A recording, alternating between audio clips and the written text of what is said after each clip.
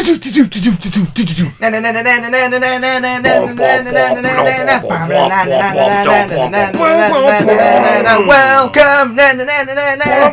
Jonesy's podcast. Hey guys, and welcome back once again to Jonesy's podcast. And once again, I'm afraid I am on my own because, well, I mean, now that Lee's married and everything, he don't want to see his friends anymore. He don't want to spend time with them. Basically, it's been quite a while since I did the last one, obviously the big one where I sort of announced all the changes and everything. And in between that time, I've wanted to record another one, but I haven't had the time. Lee obviously hadn't had the time, leading up to the wedding and everything. And I'd just been really busy with various things as well, so this is kind of the first chance that I've had to do it, and Lee's sort of still away, and celebrating his marriage to his lovely new wife Meg.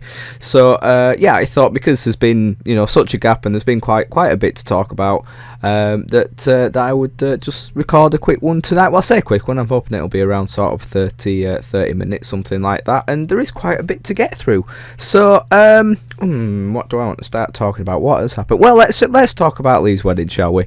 Absolutely lovely, really nice. It's the first sort of proper. Well, no, I tell a lie. I'm going to say it's the first proper wedding I've been to.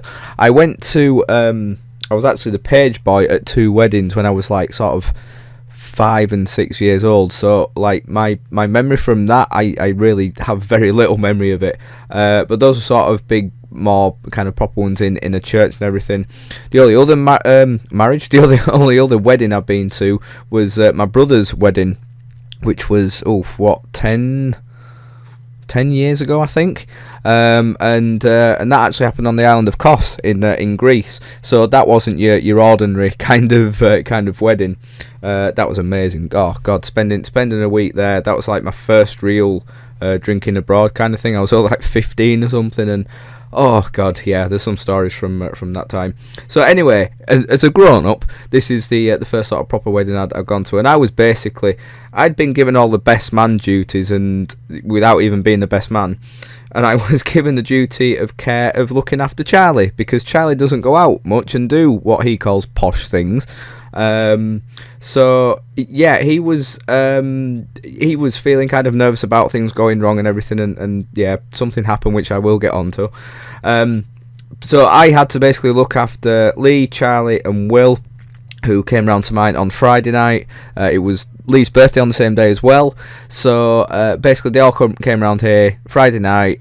We had some drinks, we had a takeaway, we ended up going to the pub in Horses for a while, had a few drinks there, played some pool, listened to some music and everything, and that very same day Lee had started coming down with some horrible cold. It was basically a really bad kind of what seems to be a throat infection or something. He'd sort of gone all week working really hard at work and nothing happened, and he woke up Friday morning and he was feeling really shit, and basically on the way back from the pub that night, we didn't think he was going to wake up in the morning with a voice, which isn't really ideal on your wedding day, especially when it comes to saying your vows and everything. But luckily he woke up Saturday morning and he seemed quite bright and breezy and he was talking absolutely fine. So I went down to the pub down the bottom of my road and got a questionable breakfast, let's just say that. I won't mention what the pub is, a Harvester. But yeah, it wasn't great anyway. I mean, I'm not an eater of scrambled eggs, but Lee and Charlie had it and said it was disgusting. So that wasn't the best start there, really. And then basically we kind of, whether it's good or bad, I don't know, whether Meg will know or find out, but we played video games all morning. We're basically playing Rocket League for the majority of it. And then yeah, we got ready and everything. We got a taxi at 1 o'clock and got into Leeds. And then we went to the Wetherspoons in Millennium Square before the wedding to sort of meet everyone else, and it was absolutely packed. I mean, it was like, well, as Charlie quoted it, it was like sardines in a barrel.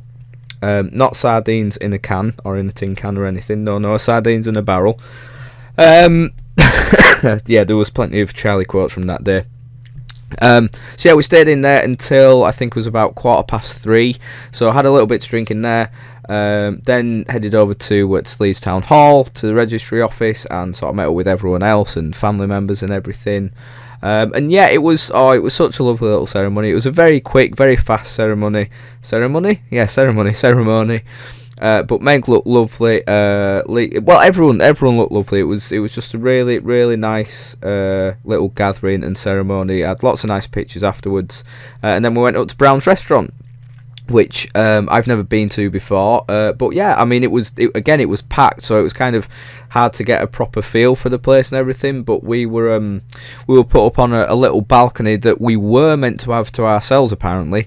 But Browns were dicks about it and decided not to tell Lee and Meg that they'd actually decided to make us share it with other people.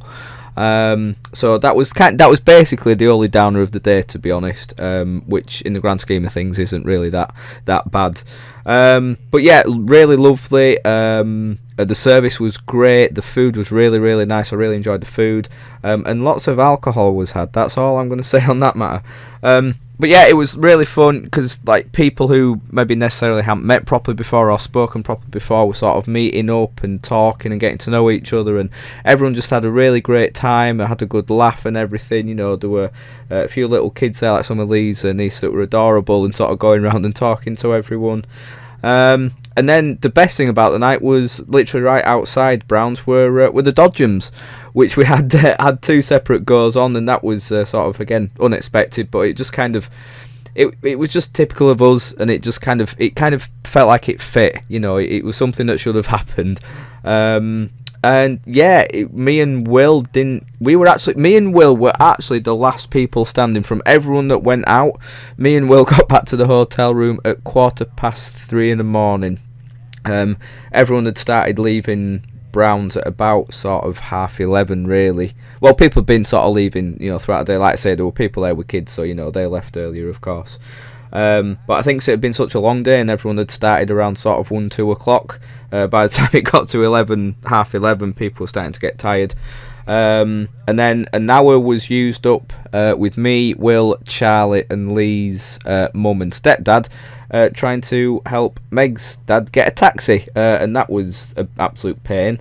And then after that, we went out for a few more drinks, me, Will, and Charlie. And yeah, like I say, me and Will staggered in at about 3:15 to the hotel room. But yeah, it was really, really good. It's really quite weird seeing, you know, one of your best mates get married at the age of 25. Not that it's a young age to get married, 'cause I mean, people are getting married at like 19, 20 now, and, you know, no one says anything about it. But, yeah, it was just surreal. You know, that's the first time I've seen, like, you know, one of my best mates get married.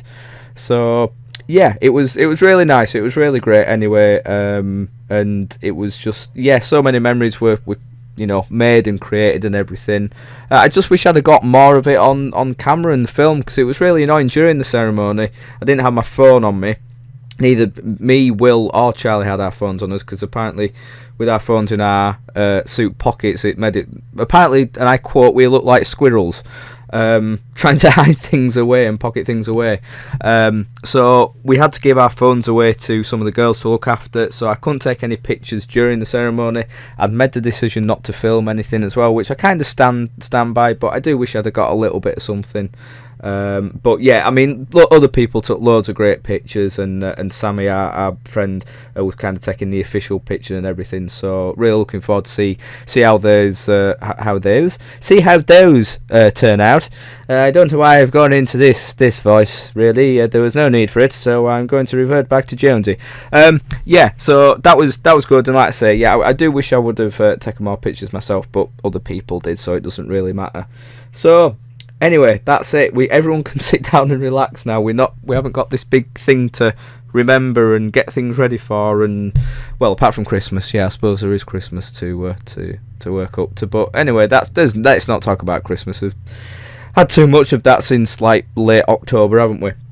So yeah, that's what's been taking up a lot of room over the past few weeks, and why I didn't really put any content out last week or anything. I was concentrating on other things. I was concentrating on the wedding. I was concentrating on some stuff that went out on Bar Tap Productions and editing there. So literally just not had the time to do anything, which has been frustrating because I've wanted to get stuff done, but it just wasn't plausible. And again, sort of getting to this time of year, and with how I feel depressed, I don't want to overdo things and tire myself out.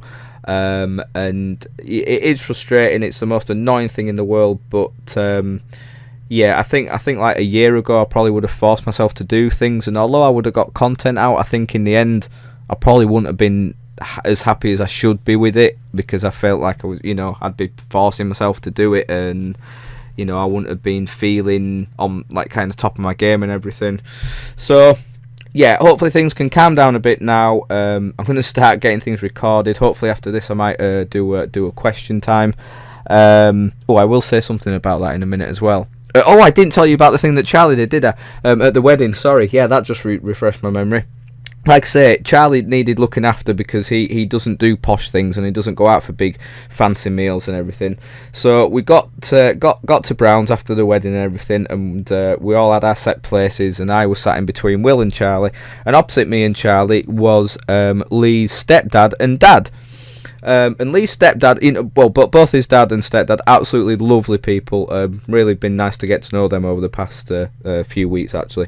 But yeah, Lee's stepdad, Andy, he kind of does have that look of a guy that you don't want to cross. So 10 minutes after sitting down, after any food being had or anything, Charlie decided to pour himself a glass of red wine, and people can probably already guess what's going to happen. And about 3-4 minutes after that, he was messing about with something or playing about with something, and he knocked the glass right over Lee's stepdad and dad. I mean, not much of it went on to them. I think, to be honest, me and Andy were more kind of upset at the fact that it was such a waste of good wine.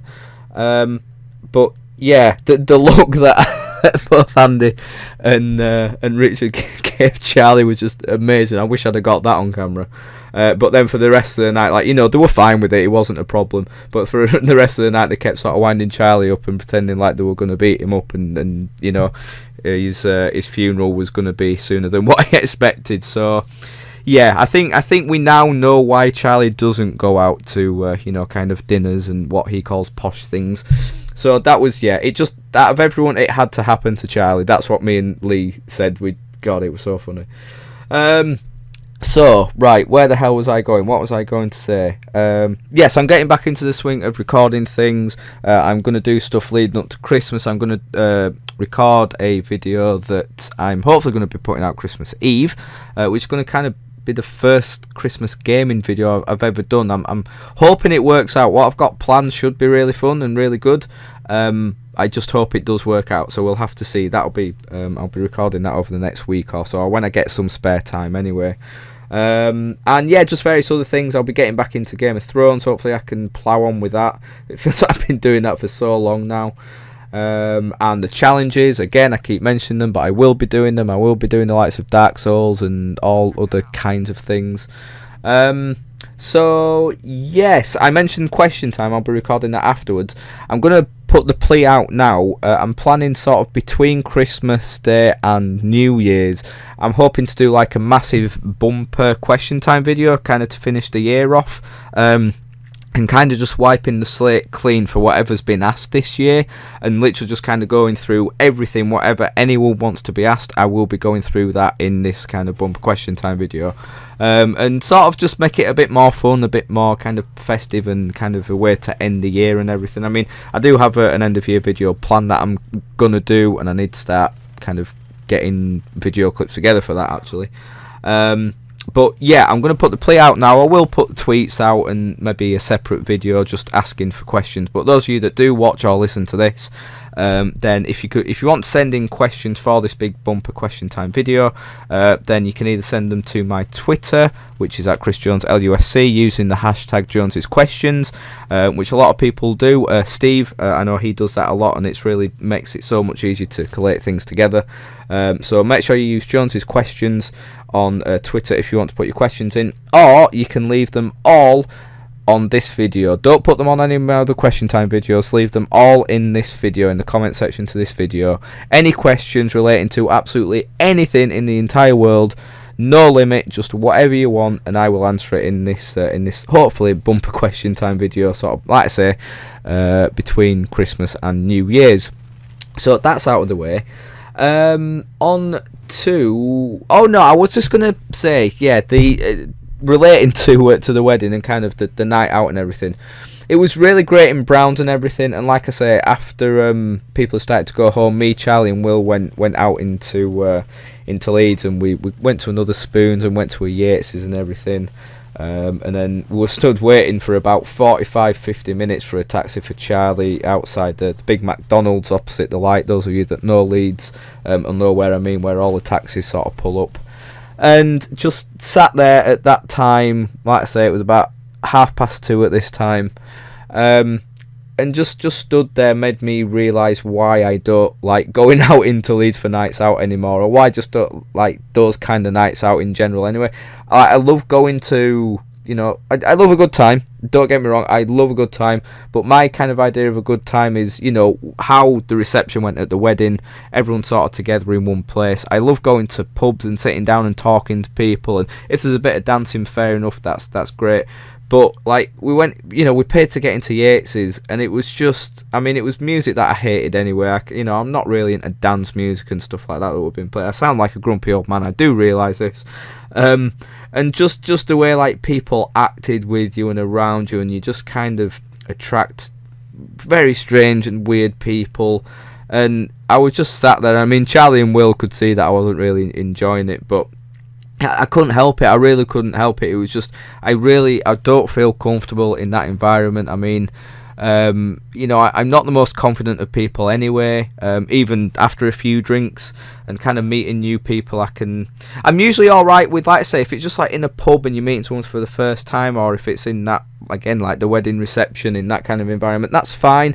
But when you can't hear anyone and you can't really talk to anyone, and you're having to like speak into people's ears and shout their ears off, and people are chucking drinks around everywhere, and you've got some guy in the toilet every time you go in saying no splash, no gash, and trying to sell you aftershave. It's just not me. I just don't enjoy it that much, and people are dickheads. Like when we were waiting for the taxi outside the McDonald's, there was a guy who, was very clearly homeless, and he'd been, spending the day trying to gather what money he could. And he was basically sort of falling asleep whilst eating a McDonald's outside. And instead of people sort of like, trying to help him or wake him up just to finish his McDonald's and move him on or whatever, people were sort of laughing and sort of sitting down and taking pictures with him, and it just I just can't stand people like that, and it just made me angry, and I had to kind of move away from it because it's just people are dicks. Anyway, that's all I wanted to say on that. I just needed to get that off my chest. Just take me to a nice sort of quiet traditional pub somewhere and sit down and just get pissed playing pool, listening to good music. That's what I like in a night out anyway. So that's all the kind of real-time stuff recently that's been happening. It's been very busy with games recently. November obviously was a big month with so many releases happening. We had, of course, Fallout 4, which sort of questionably was the biggest one. Battlefront came out again, which is a massive one. Just Cause 3 has just come out at the start of December. And there were one or two others in November. Anyway, people have been playing a lot of games recently, and a lot of big ones have come out. There were Call of Duty as well, I think. Or did Call of Duty come out at that point? Was that October? Possibly, I can't remember. Maybe it was start of November, end of October. I can't quite remember. So yeah, I've got Fallout, I've got Battlefront, and I've got Just Cause 3. I'm not sure if I've spoken about Fallout 4 properly on here yet. But I was promised so much by it. Fallout 4 is a game that I've not really played. That I've not played anything before. I've not played the Fallout franchise before. And when it got revealed and everything, Lee, who is a big fan of the franchise, especially Fallout 3, was just he got me so excited, and he was telling me all great things about it, and was like, you're guaranteed to love it. You're not, there's no way that you're not going to enjoy it and you're not going to like it. And I think I got on the hype train because everyone was saying the same thing, and I was expecting this most amazing, perfectly well polished game and everything. And yeah, I've just been left really underwhelmed by it. Granted, I need to get more into it and I need to play a lot more of it. And I'm by no means saying that it is a bad game. That's not what I'm meaning to say. I just should point out that at some point over this month, I am going to be doing my top and worst games of the year, so I will be going into more detail in those kind of videos, but I thought I'd just give it a quick mention here. Well, some of the games that I mentioned here might not even be in that video. Yes, let's just get that out of the way. But yeah, Fallout 4, first of all, well, the main thing for me is sort of the graphics and the sort of glitches and the bugs that have been happening. The graphics are really not, for me, they're just not up to standard. Yes, it is such a massive and vast game that obviously, you know, graphics or something was going to have to suffer in it, and I understand that completely. But sort of going from the likes of Battlefront and the graphics on that are just so spot on and perfect, or, you know, I've just been playing a lot of Until Dawn as well, and the graphics in that are just immense, to then go to Fallout and the graphics are just, you know, the people and everything, the mouth movement on it just isn't right. It just doesn't look right, and it just, I don't know, it just doesn't stand out for you as a next gen game. And like I said, the glitches and the bugs on it are just, people keep saying, you know, oh well, it's Bethesda, you've got to expect it, and, you know, just allow them a bit of slack. But I'm sorry, you know, this is 2015, we're nearly in 2016, we've got tons of next gen games and amazing games, and even indie games, you know, smaller games and everything that are coming out, and that are managing to do it without, you know, these big glitches and big bugs in it. But some of the stuff that have been happening in Fallout 4 have just been crazy. I mean, I've only had a couple, like I say, from the short time I've been playing it. I've had a couple, one of which it was basically a game breaking one. Lee had one that was a game breaking one, and then I saw a video the other day that kind of collated all the best and funniest glitches and bugs in it. And it's just like, how is this like a big AAA game that's been released in this day and age? How has this been allowed to happen? I mean, you know, Assassin's Creed, you know, Ubisoft got slated for Assassin's Creed Unity, and how, you know, the things that had happened in that when that came out. But my God, the things that have been happening on Fallout 4 have just completely thrown out the water completely. Yeah, it's just not brilliant. You know, when it's a universe and everything that, well, I say universe, it's a place where you're meant to feel so, you know, in depth and part of this game, and, you know, that's the point of a role-playing game. You know, you're meant to feel part of that world. And when you've got glitches like that happening, and you've got mole rats just sort of appearing in front of your face instead of coming out the ground, and you've got people just kind of ragdolling all over the place, and invisible enemies that you can't kill, you know, or you can't, you know, progress further in the game, it just ruins that immersion, if you know what I mean. So yeah, I mean, it's like I say, I'm not saying it's a bad game, but it's just, I mean, I think because there's so much in it and there's so much to do, for someone who's not played Fallout before, you know, there's a hell of a lot to take in. You know, I mean, the whole kind of the specials thing, and, you know, what traits you want to do and what road you want to go down and how you want to play the game and everything. You got to get used to that. You know, you don't know what you want to be picking up and what you don't want to be picking up, what actually means something and what doesn't. The story itself is, like I say, I have only been very early into the game, but it's kind of one of those that just, you know, it isn't going to grip you. I get that feeling anyway. And because it is such a vast land and such a vast map, I just feel like I'm going to get really bored. I mean, by all means, you know, people are saying that there's so much out there to do, and, you know, people are putting in like 90 hours into the game already. I mean, the thing that is just for me, as a new player, there should have been something in the first, you know, 5 to 10 hours of gameplay that, you know, needs to hook you in. And from what I've played, I think I've played like 6 hours of it, or 5-6 hours of it. Like I said, it isn't much, but there's been nothing to really grab me by the horns and be like, "Ooh, you want to play more of this game?"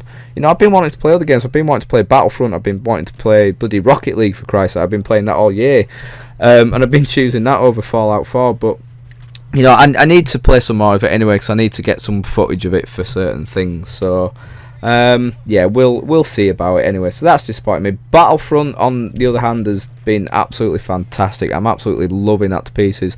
As someone who hates FPS games and has not had a good history with them, God, it is so much fun. I really am loving it.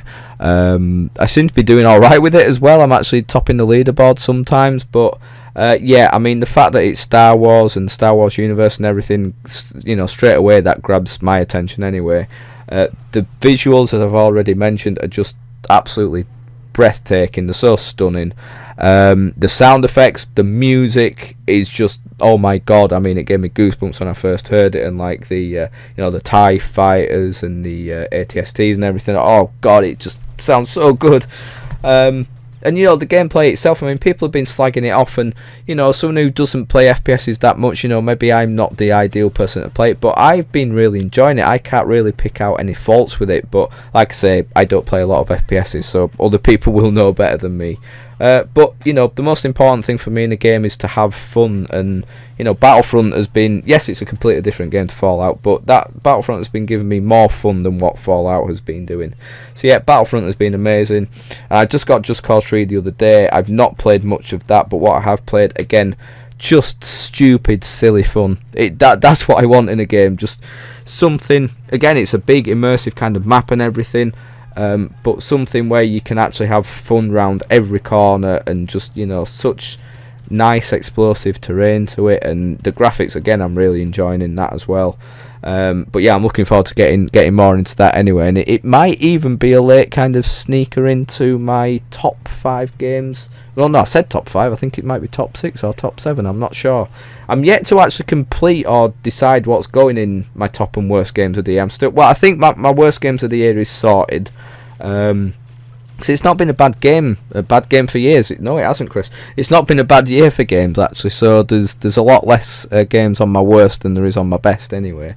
But yeah, it's the best games that's kind of causing me a few headaches at the moment. So I'm still working that out, but I do need to kind of get down to recording footage of it anyway. So yeah, it's been a really good month or so for gaming. We had the Gaming Awards recently. Was it last Friday or last Thursday, I think? Yeah, Thursday. It must have been. Yeah, it was last Thursday when it took place. And I didn't stay up to watch it or anything, but there weren't really that many sort of surprises through it. Game of the year went to The Witcher 3 Wild Hunt, which is a game that I haven't played and maybe might not be one that I get into.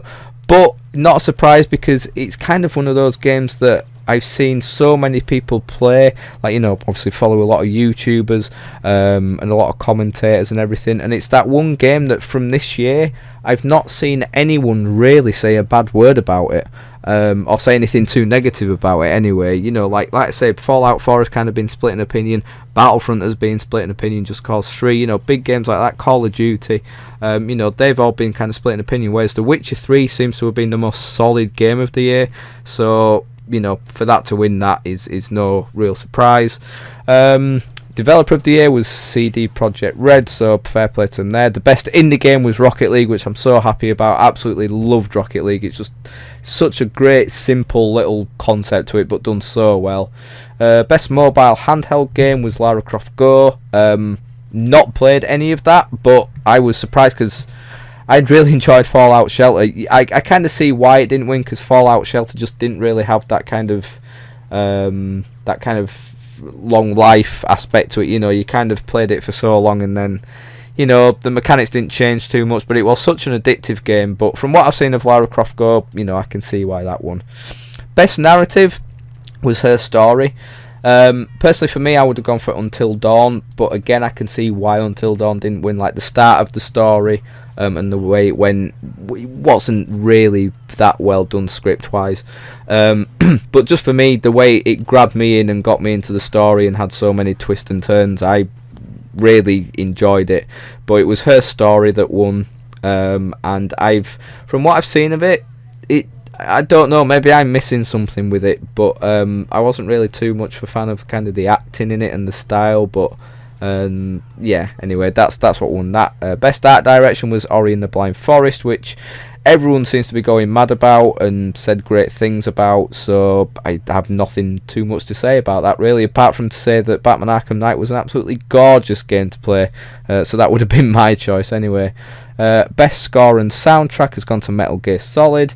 Not really heard much from it, so can't say anything. Now, best performance, this is kind of my big irk from the night. Best performance went to Viva Seifert. I'm probably pronouncing that very wrong. But that went to she was the performer in Her Story.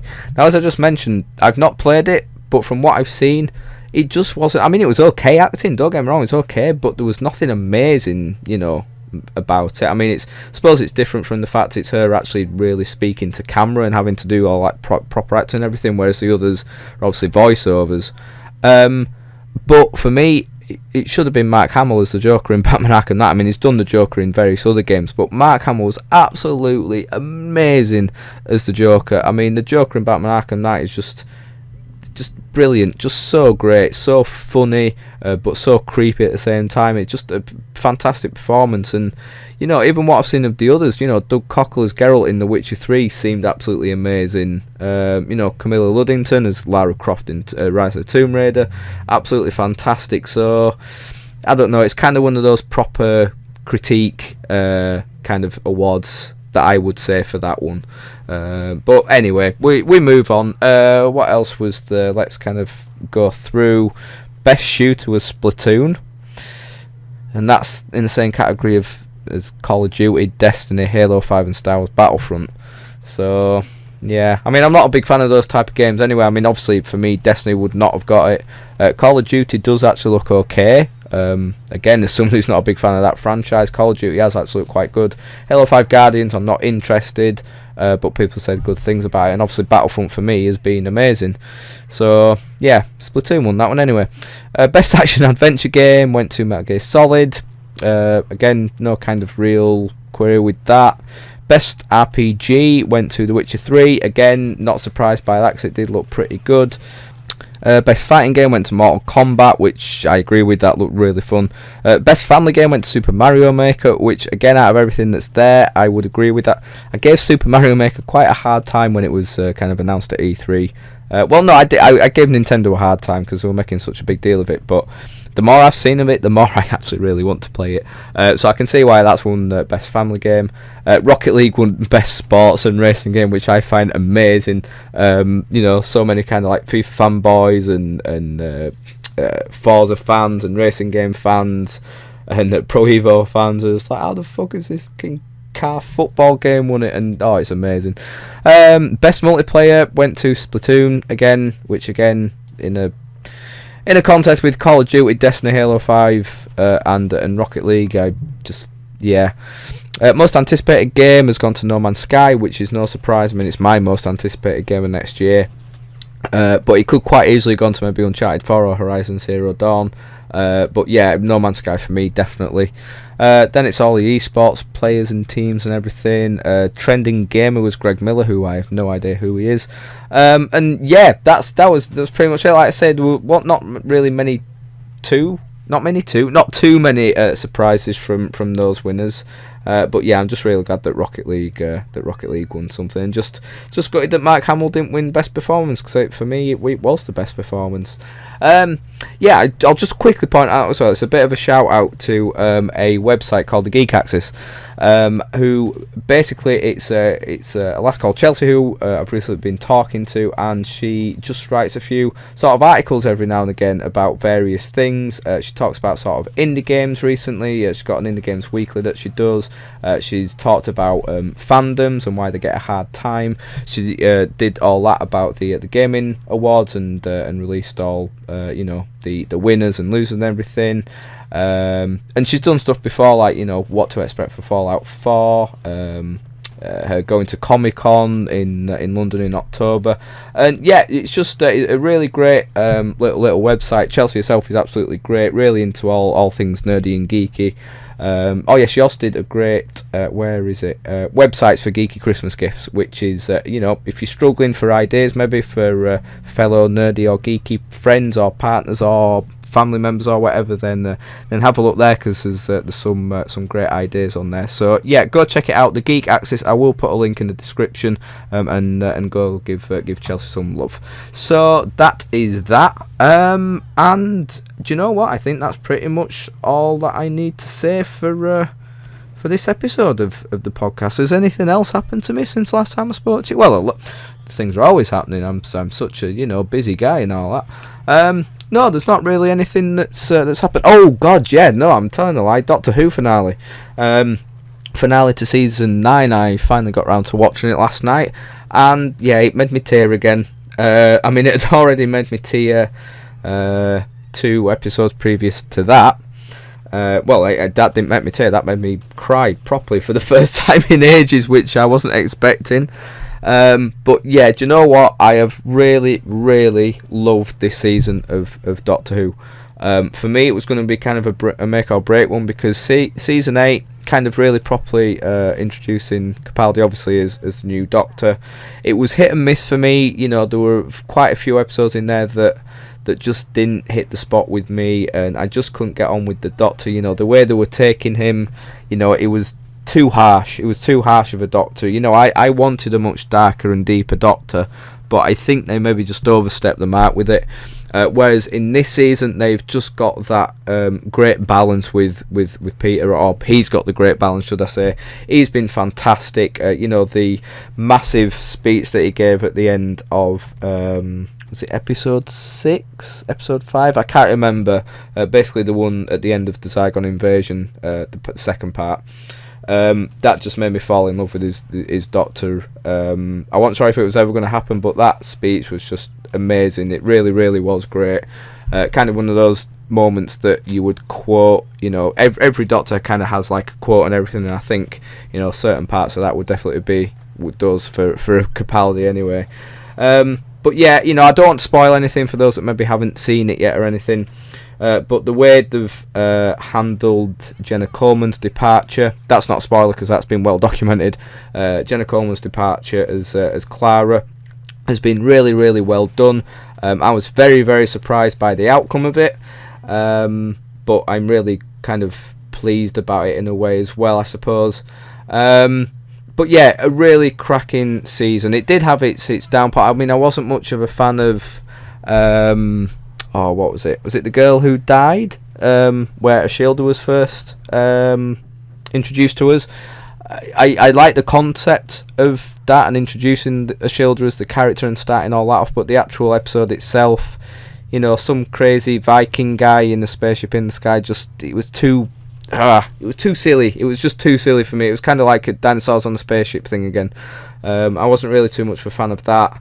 And what was the other one? Oh yeah, the weird one, the dream one that Reece Shearsmith was in a couple of weeks ago.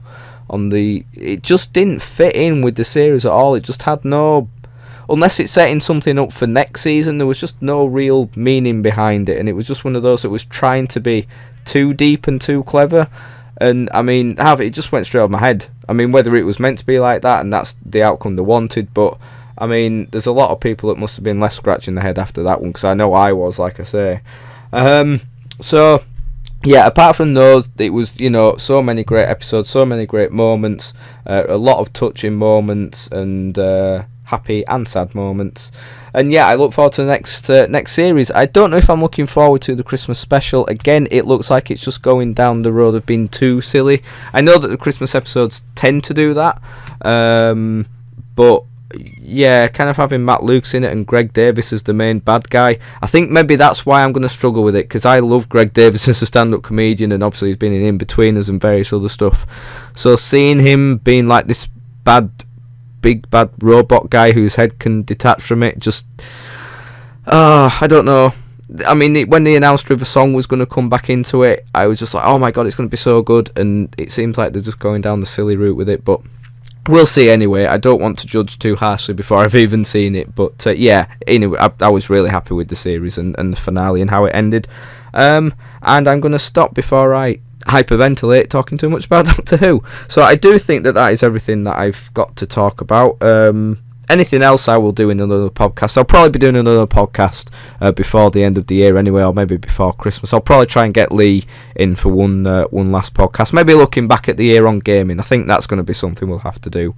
Having a look at, well, not just gaming, just a look back at the year in general. You know, TV, film, gaming, various things that have happened to us and everything. So I think that's the next step for the. I give up. I'm going to go.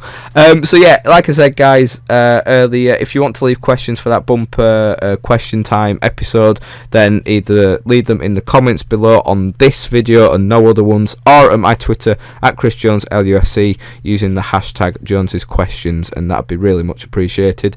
Go check out the Geek Access, like I say, and give some of those articles a read and everything, because it's really, really great. And apart from that, just go and enjoy yourselves in whatever you're doing at the moment. So yeah, thank you for watching, everyone. If it's your first time here, please leave a like and maybe consider subscribing. That's easy for me to say, because that would be greatly appreciated too. And until next time, take care of yourselves, guys, and I'll see you all very soon.